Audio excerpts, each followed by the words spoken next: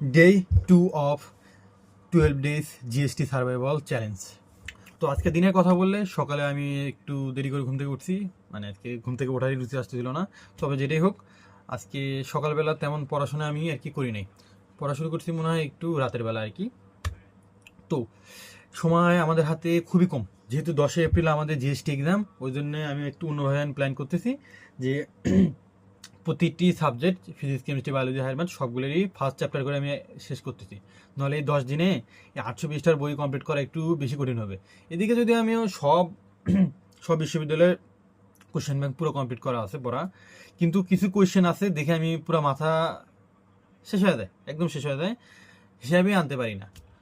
বিষয়টা এমন যে কিছু টাইপের ম্যাথ দেয় যেটা ক্যালকুলেটর ছাড়া অ্যাকুরেটলি হিসাব করা সম্ভবই না, আর অপশনে এমন যে প্রত্যেকটা উত্তর একদম কাছাকাছি, এটা একটা বড় সমস্যা। তো যে প্ল্যান নিছি, আশা করা যায় খুব দ্রুত আমি এই 800 পৃষ্ঠার এই বইটা শেষ করে ফেলবো। তবে যাই হোক, কালকে পড়া হবে কিনা ঠিক মতো ওটা জানি না। কালকে দিনটা নিয়ে আমি সবচেয়ে বেশি এক্সাইটেড। কালকে আমার হাজী মোহাম্মদ দানেশ বিজ্ঞান ও প্রযুক্তি বিশ্ববিদ্যালয় প্রথম ক্লাস, মানে কালকে হবে আমার ওরিয়েন্টেশন ক্লাস। এমনিতে আমি বর্তমানে ম্যাথমেটিক্স ডিপার্টমেন্টে আছি।